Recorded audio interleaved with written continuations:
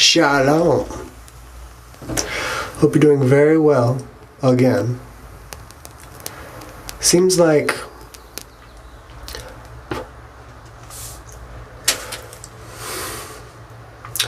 I had much to say over the course of, well, ever since I've been in here. But I feel at the moment I need to speak of something of the utmost importance. So, Elohim said, "Let light come to be." And light, it came to be. And Elohim saw the light, that it was good. And Elohim separated the light from the darkness.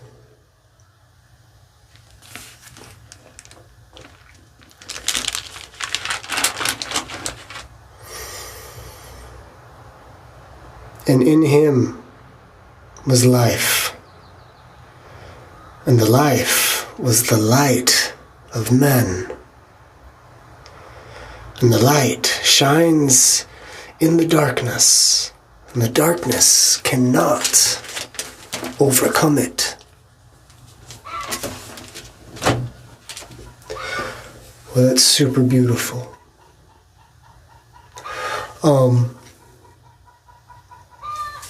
There's a chicken going off. For today's episode, I'd like us to take a little field trip, because it is roasting in here, and talk about a little bit of a serious matter. So, with much love and shalom,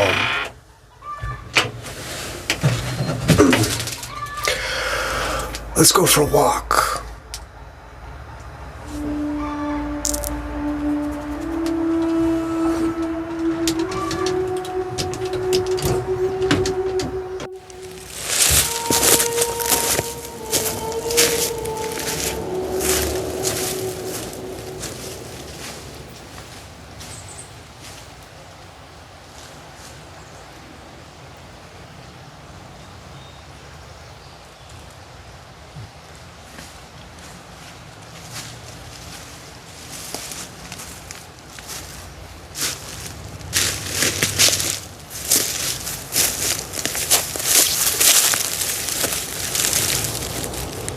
This is nice. A lot better than a hot, dark enclosure. So, welcome to the woods. Just listen. Listen very closely.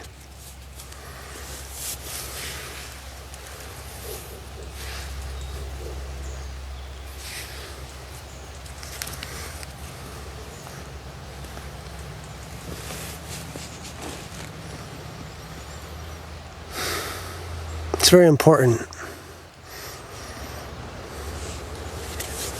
Always keep an open ear. So, words of the utmost importance.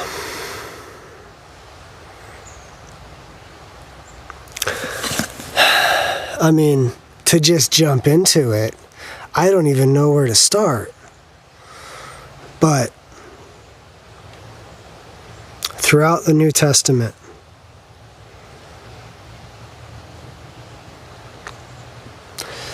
there's some things I'd like to point out.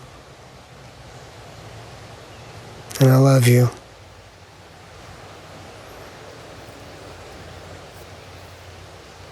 Words of the utmost importance.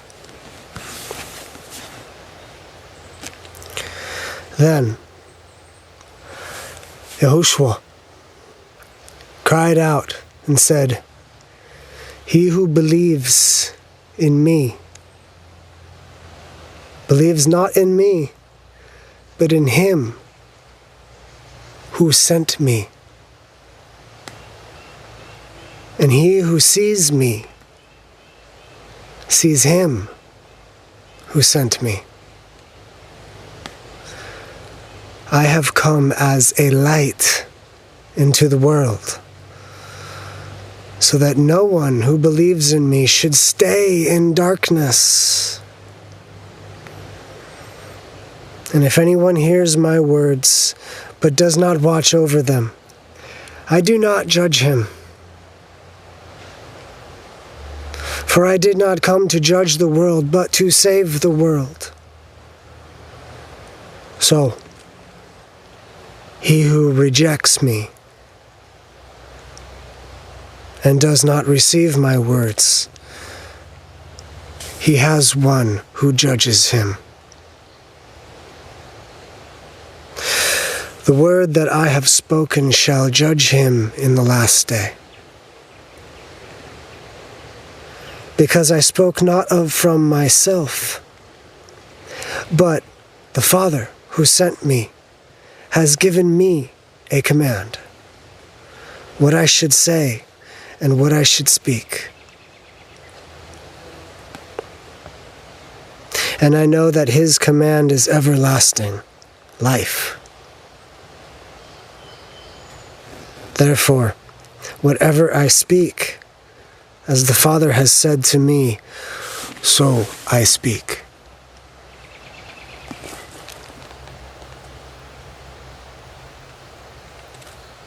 That's wonderful. There's a line there. He who rejects me and does not receive my words, he has one who judges him.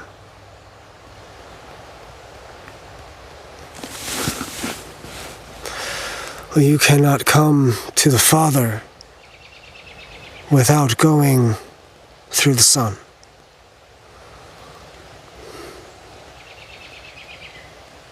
So if you're not under his wing,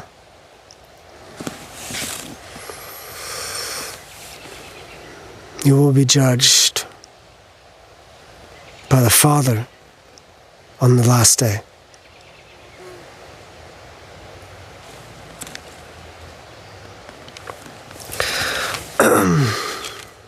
Let's go to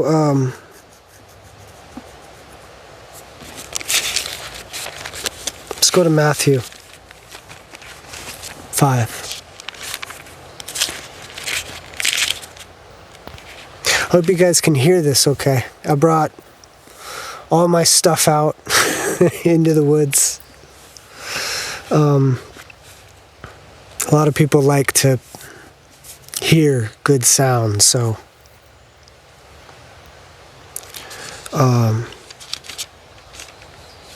for ears that can hear, may you hear.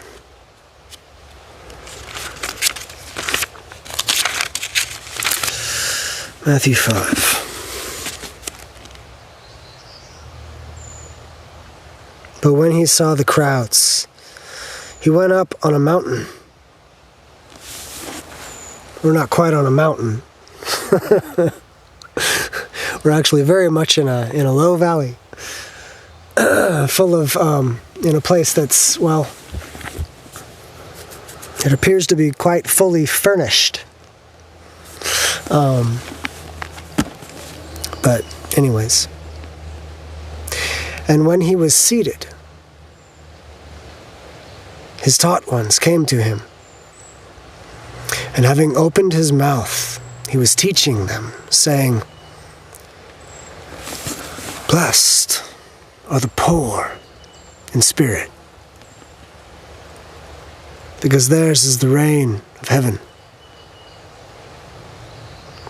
Heavens, sorry.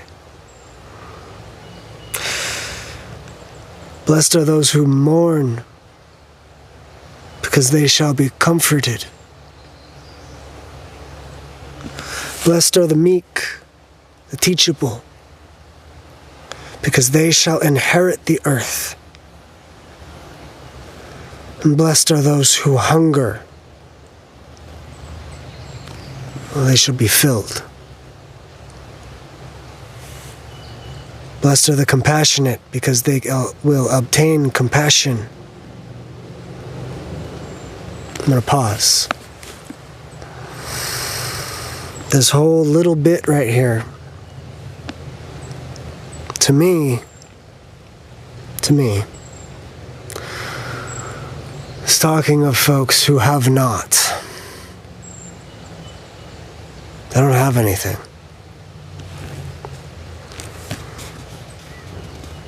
They're poor in spirit.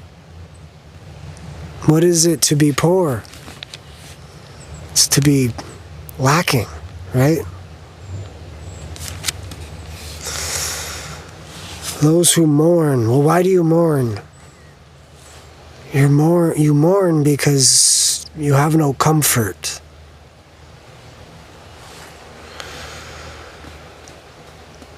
Hunger. You hunger because you're not filled. You're thirsty. You want water.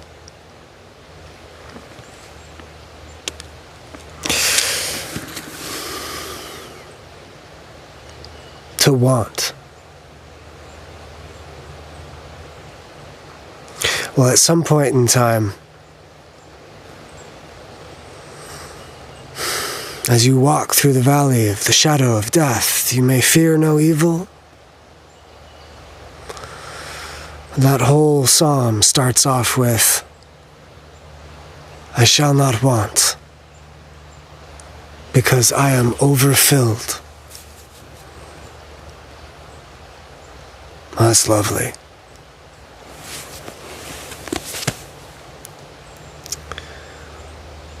Blessed are the clean in heart, because they shall see Elohim. And blessed are the peacemakers, because they shall be called sons of Elohim. Blessed are those persecuted for righteousness' sake, because theirs is the reign of the heavens. Righteousness. Let me pop up a couple of lines. Blessed are those who hunger. Well, hunger for what? Hunger and thirst for righteousness. And they will be filled with that.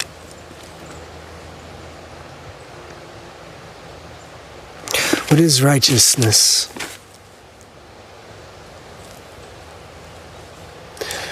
To be righteous is to be filled with the commands of Elohim. To never sin. To be fully righteous. We try. Everyone falls short.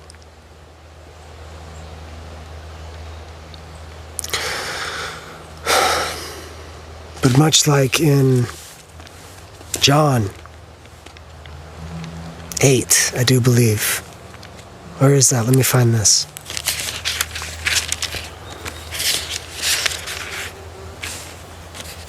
He tells the prostitute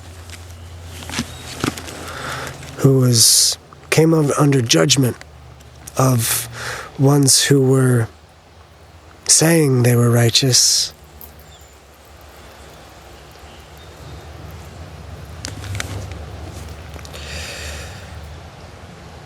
The scribes and Pharisees brought to him a woman caught in adultery. Sorry, did I say prostitute? My apologies. She was just caught in adultery. An adulteress. Still a sin. unbecoming of the commands of Elohim. And having set her in the midst, they said to him, Teacher, this woman was caught in the act of adultery, and the Torah of Moshe commanded us she should be stoned. Then what do you say?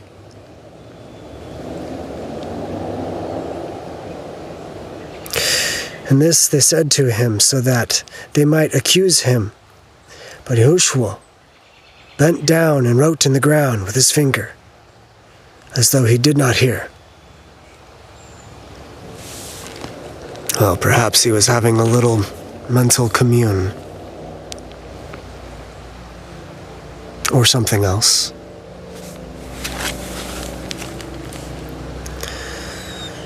But as they kept on questioning him, he straightened up and said to him, He who is without sin among you, let him be the first to throw a stone at her.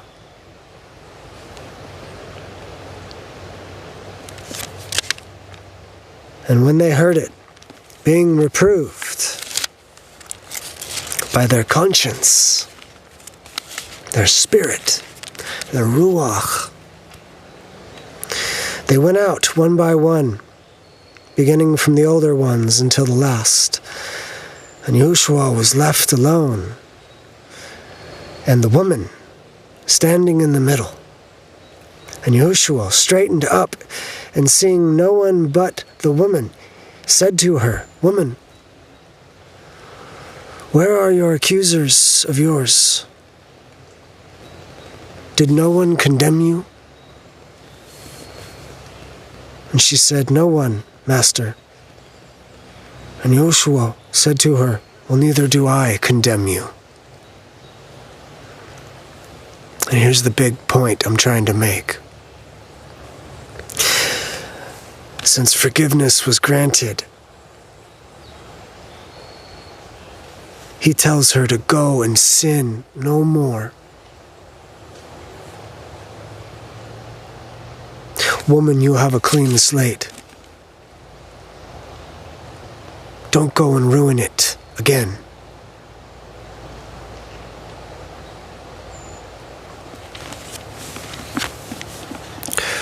Righteousness.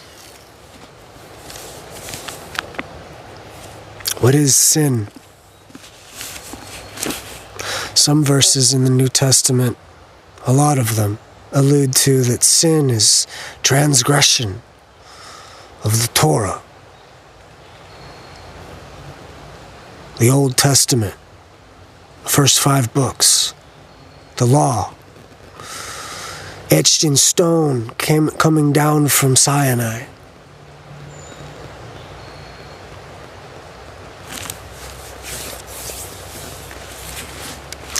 Which were still established from days of old. It doesn't begin there. It was established all the way from the beginning. But let me move forward. So, thirsting for righteousness. Thirsting for righteousness,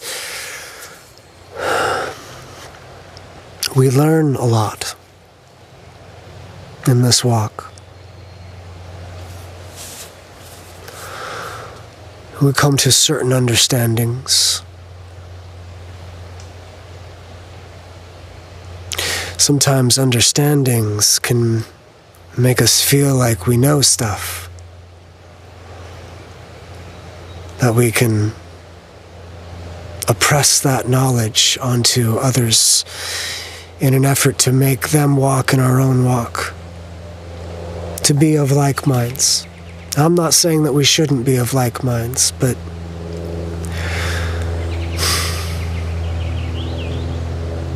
He makes every one of us beautiful in their own time.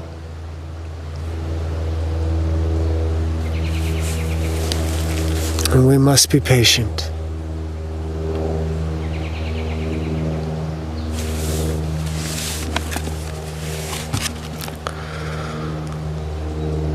So, speaking of coming to knowledge, if I speak with tongues of men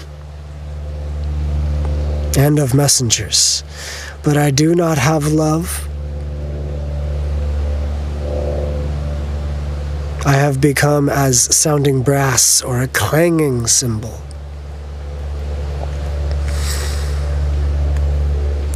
Cymbals should be pretty.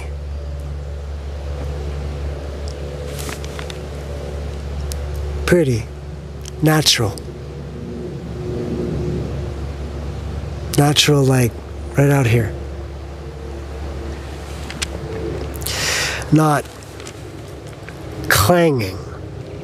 See, clanging is kind of clunky. I'll move on. And if I have prophecy and know all secrets and all knowledge, well, that's nice. If you have all knowledge, well, you could be a teacher, couldn't you? Ah. But we all have one teacher. We are one flock, learning from one shepherd.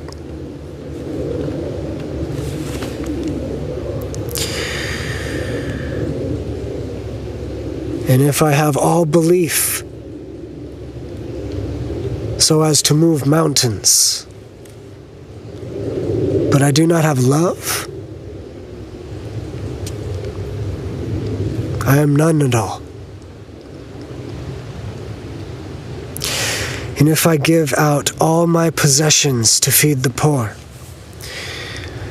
and if I give my body to be burned, but I do not have love, I am not profited at all in these endeavors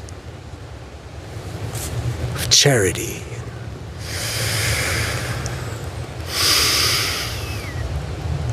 If you give without love, what is that?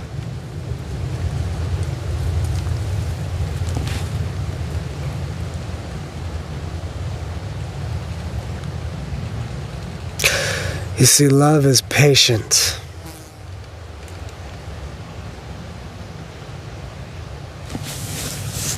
I can't tell you how many times I've seen in this walk where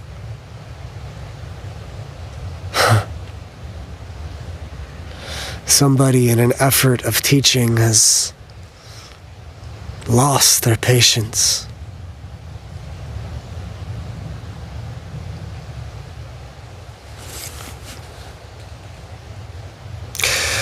Love is kind.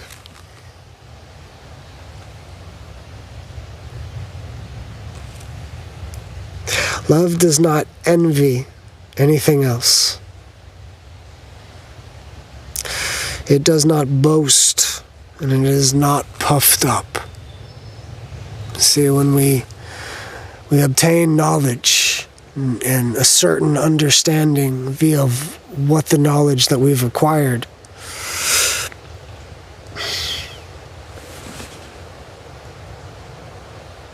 how dare we be puffed up? Because perhaps, well, golly, perhaps we'll come to a different understanding in a week or two.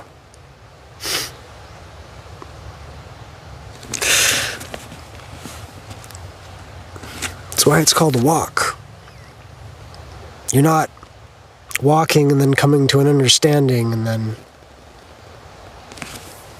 well, there you sit. See, the goal is over here. And you started way over there.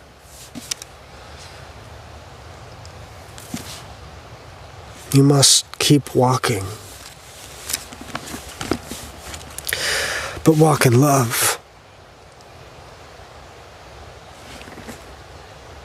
And patience with one another.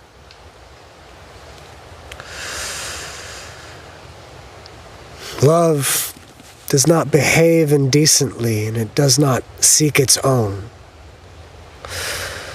It is not provoked, and it recognizes no such thing as evil.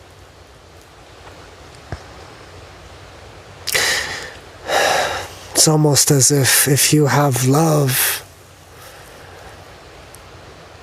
you can walk right up to the evil.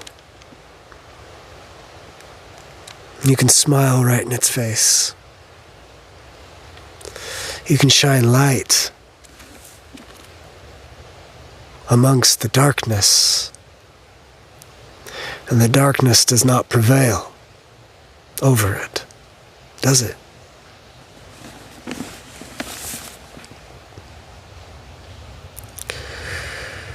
It does not rejoice over unrighteousness, but rejoices in the truth.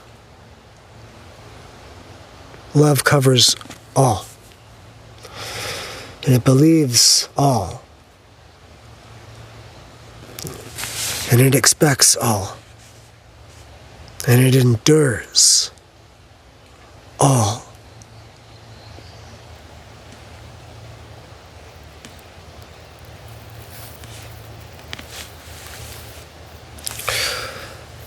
And now belief, expectation, and love remain. But the greatest of these three is love.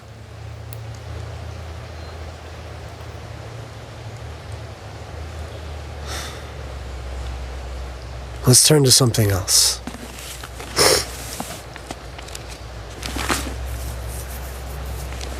Let's turn back to John. And this is going to be a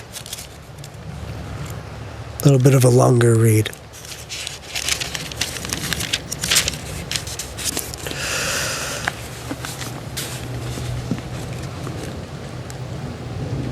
I like being out here in the woods. It's chill.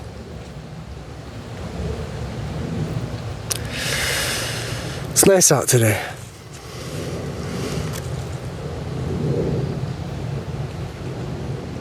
So those with ears to hear and eyes to see, when you look around and hear the world,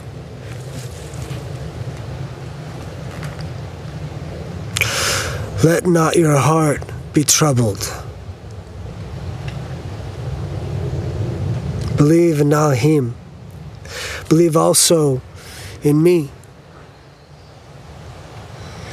Me is our Messiah.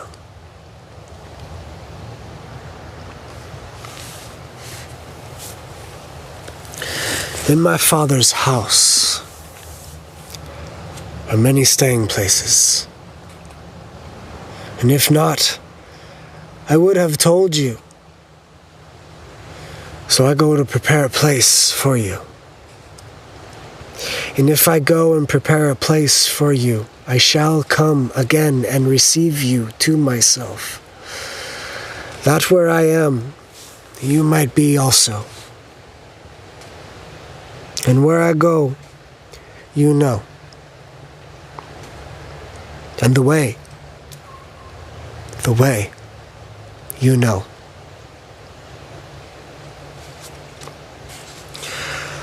I am the way, the Messiah, Yahushuoh Ha'Mashiach.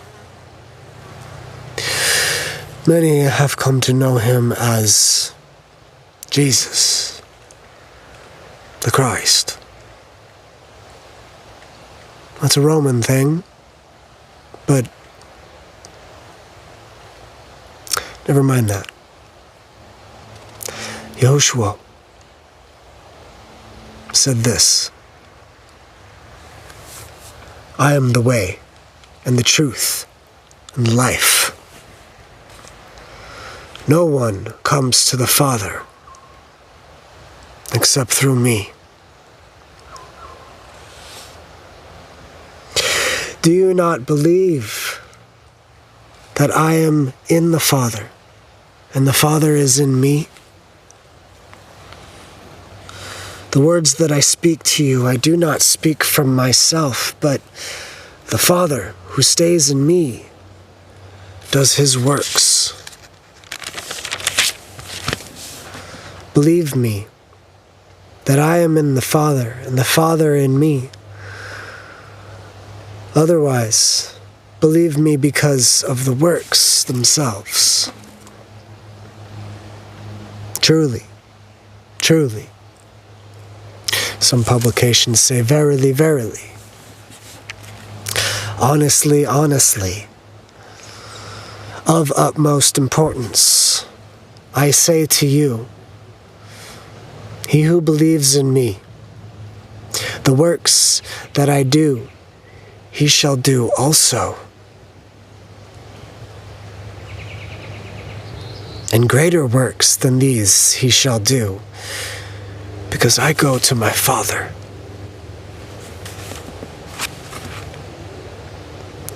And whatever you ask in my name, that I shall do, in order that the Father might be esteemed in the Son. If you ask whatever in my name, I shall do it. If you love me, you shall guard my commands.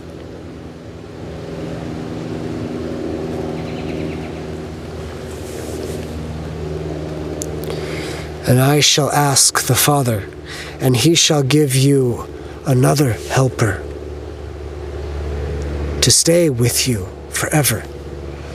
The Spirit of truth, whom the world is unable to receive because it does not see him or know him.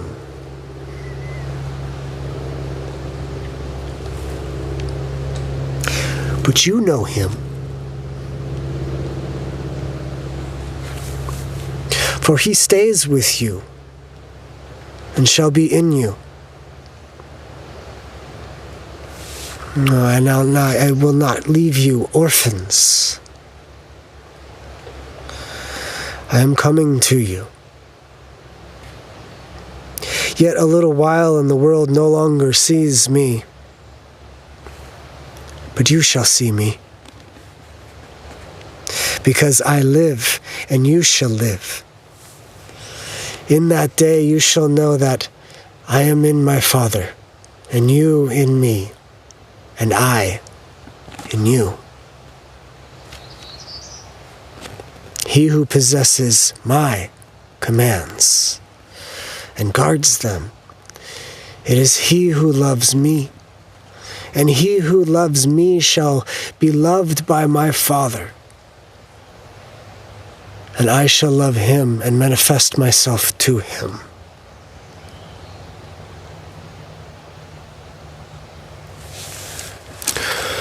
So keep an open heart. Don't close the door on him when he comes knocking.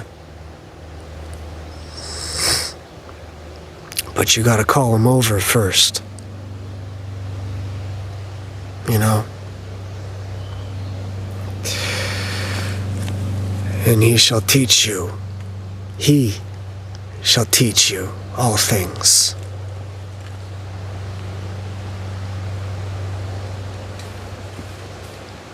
If anyone loves me, he shall guard my word, and my Father shall love him, and we shall come to him and make our stay with him.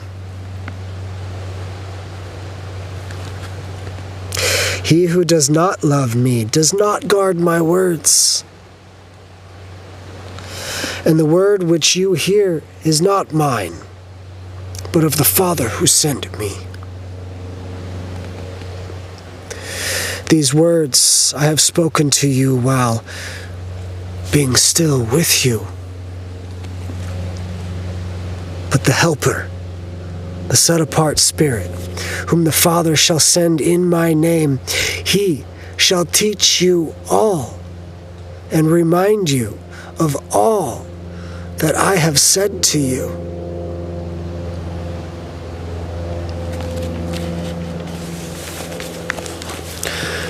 Nobody else. Not even me.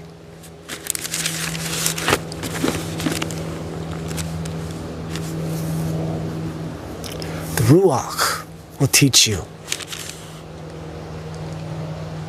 The Spirit of Yah will remind you of all that I have said to you. For he said earlier, all that I have taught you is everything that the Father wanted me to make known to you.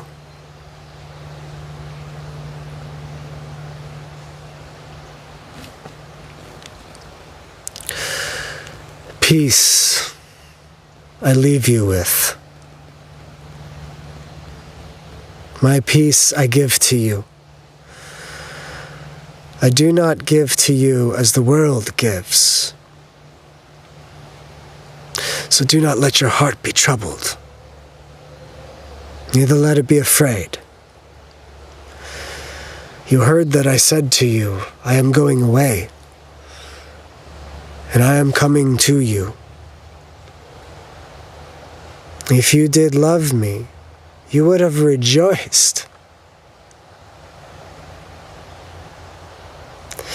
that I said that I am going to the Father, for my Father is greater than I. I shall no longer talk much with you. For the ruler of this world is coming, and he possesses none at all in me. But in order for the world to know that I love the Father, and that the Father commands me, so that I am doing, rise up. Let us go from here.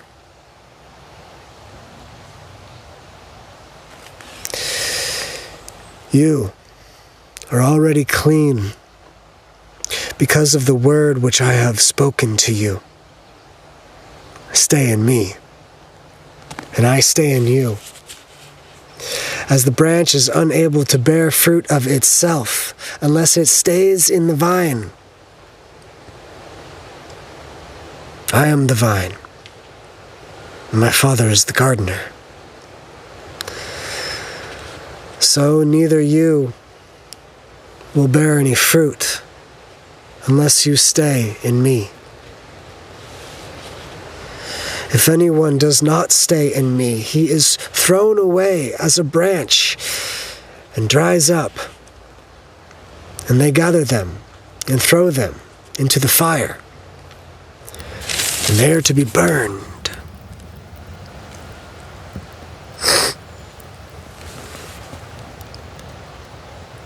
In this, if you stay in me, my Father is esteemed, and that you bear much fruit, and you shall be my taught ones. One flock, one shepherd.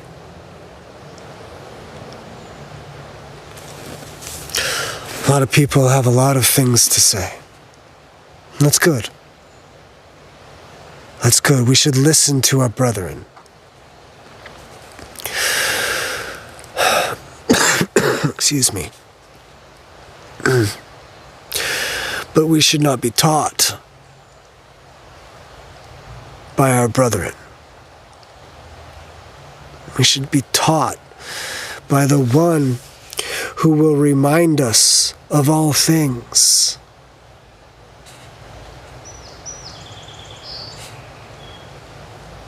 He shall teach us.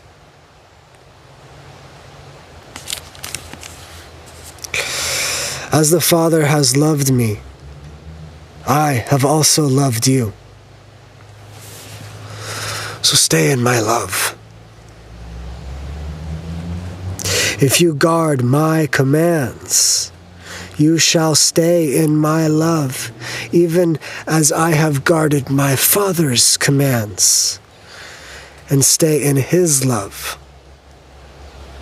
So, it's like a little tier there. You ever seen like a pyramid scheme? It's a horrible analogy to bring up, but you don't go to the Father on your own accord. No one can go to the Father on their own accord. They need atonement.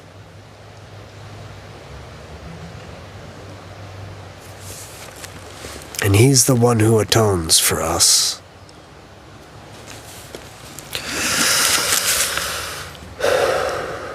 He's the door to the kingdom. And the door says this: "This is my command, that you love one another, just as I have loved you. No one has greater love than this, that one should lay down his life for his friends. You are my friends, if you do whatever I command you."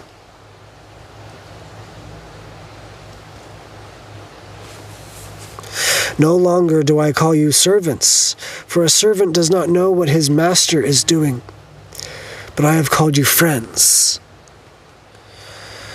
For all teachings which I heard from my Father, I have made known to you.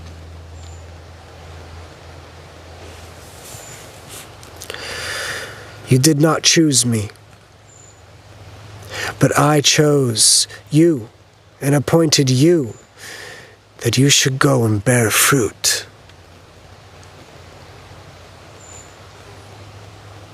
and that your fruit should remain, so that whatever you ask the Father in my name, he might give you.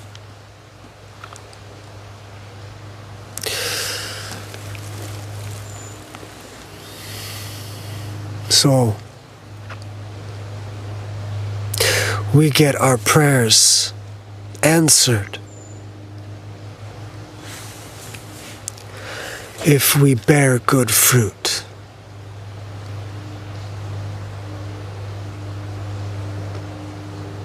And that good fruit is to remain.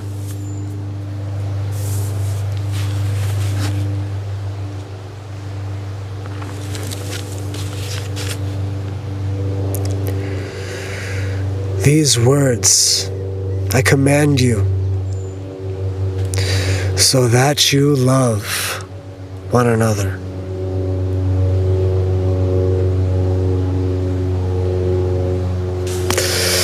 And these words I have spoken to you so that you do not stumble.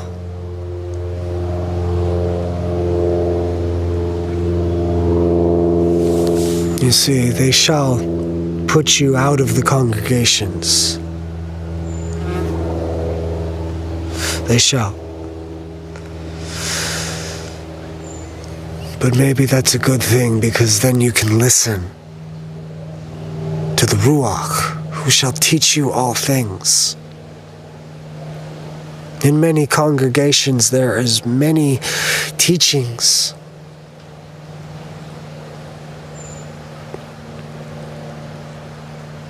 There's many different walks to take example from. But this is your walk.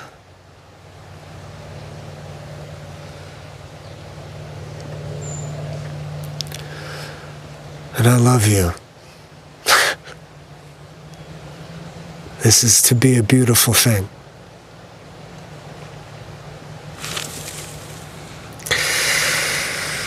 But an hour is coming when everyone who kills you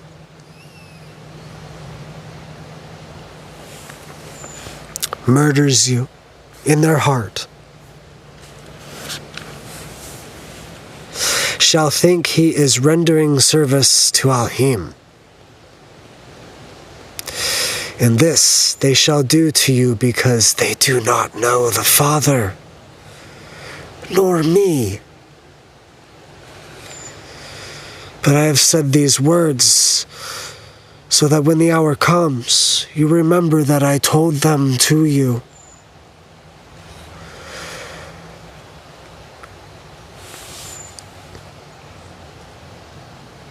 But I say the truth to you. It is better for you that I go away. For if I do not go away, the Helper, the Spirit, the Ruach, shall not come to you at all. But if I go,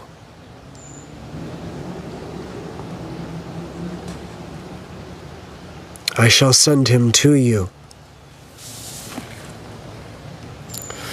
Dare I say, because then you won't have any influence of others.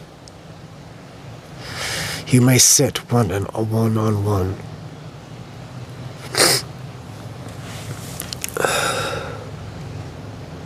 And having come, he shall convict the world concerning sin. Well, what is sin? Sin is transgression of the law, doing not what your Father commanded you to do. Children of Israel.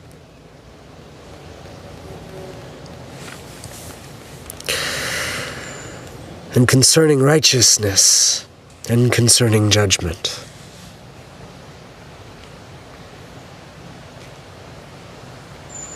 I still have many words to say to you, but you are not able to bear them now. But when he comes, the Spirit of truth, he shall guide you into all the truth. For he shall not speak from himself, but whatever he hears, he shall speak, and he shall announce to you what is to come. And then you may prophesy. Then you may receive gifts.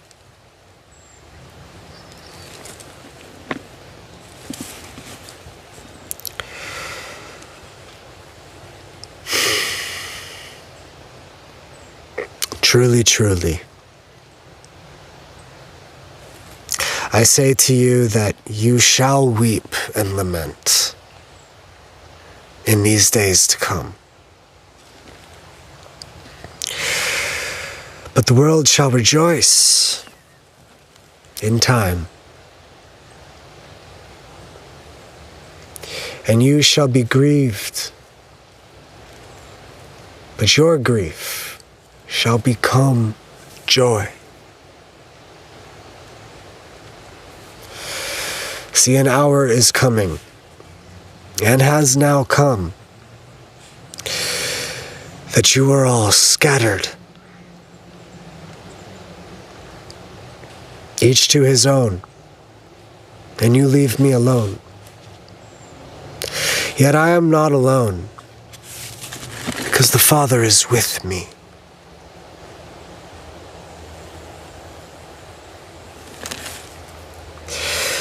These words I have spoken to you, that in me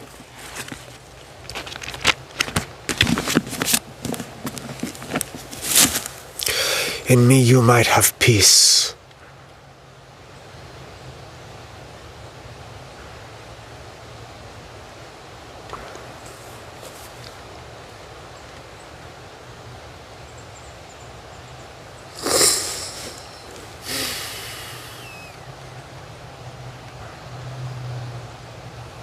Shalom, my Myshpacha.